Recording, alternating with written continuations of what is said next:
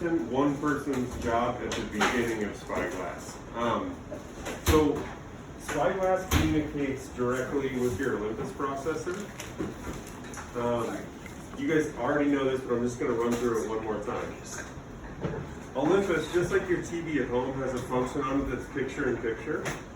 If you hit custom 1 on the Olympus processor, on your monitor, you'll get a screen within a screen. So we've turned picture-in-picture mode on, but now we have to pick what channel we want to watch on picture-in-picture because there's 3 different inputs on here. One of them is VUS, one of them Spyglass, and the other one's variable.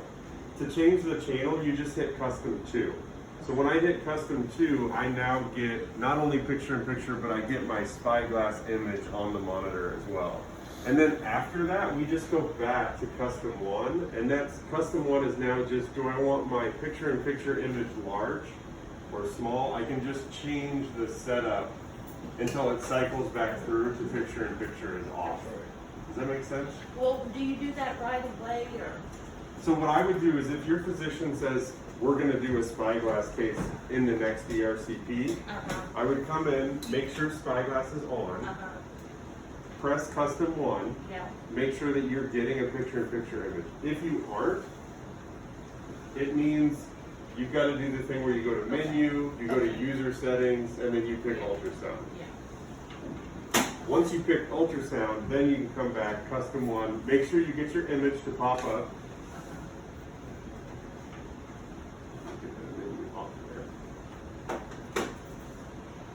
And then make sure you see that Spyglass image in the corner like that. If you see it, then you know you can start the case, and then the moment the physician is ready to use Spy, all you do is turn on picture-in-picture, and there's your Spyglass image. Does that make sense? Yeah. Then the other thing this individual can do is, typically you'd have irrigation set up here for your colonoscopes and everything else. That exact same irrigation tubing is going to plug directly into Spyglass. So the easiest thing to do with all Spyglass procedures is to come over here and grab saline and just swap out the bottle. So just take the cap off, drop the same tubing into the saline bottle. The tip of that saline is going to connect in the spine. And then the last step is suction tubing. There's scissors right here. We're going to cut the white tip off of the suction tubing, and that's going to act as suction for Spyglass. Okay? So that's what I would call the first person's job. The second person is going to come over to the cabinet, grab a box for Spyglass, it's right here. We'll open that box. After you open the box, what you'll find inside is basically this. The only difference is that the blue catheter is actually going to be inside a hula hoop, so it's much more organized than my Spyglass is. What I'll typically do is let the white portion of the catheter fall. This would be in a hula hoop. On the white portion of the Spyglass catheter, on one side of it is a blue arrow. Blue arrow always facing up, plugs directly into the Spyglass console till it clicks. You'll know that it's on when you see the light. The light will pop on and Spy immediately. And then off of this catheter, you have 2 connection points. The first one, which I love, has blue water droplets on it. This is where we connect that irrigation pump tubing directly to here. The second one is the suction port. It normally has a stopcock, but I broke it off of my demo catheter. But either way, you'll take your suction and you'll just press fit it directly onto this point. Now we have suction, irrigation, and our Spyglass catheter. Okay? So, after we remove it from the hula hoop, what you might do, just to save your eyes, is hit the light button, turn the light off for just a moment. And then luckily, you're going to have help in the room. So what you want to do is, you see how my catheter has no loops in it? You want to make sure that there's no loops in the catheter when you start to front load it over the guide wire that's already in the patient. So this patient, we've already beautifully cannulated. We're ready to use Spy.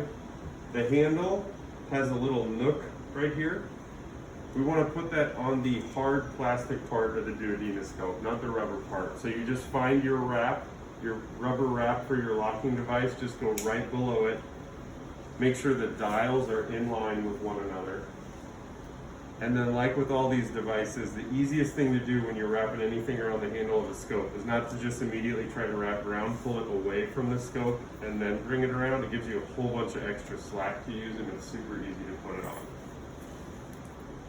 All right, our dials are in line. We have irrigation and suction connected. We know we're getting an image on the screen. Our light's off currently. And then all Connor has to do is load that into the guide wire into the largest hole in the tip of SPY. She's gonna feed that in.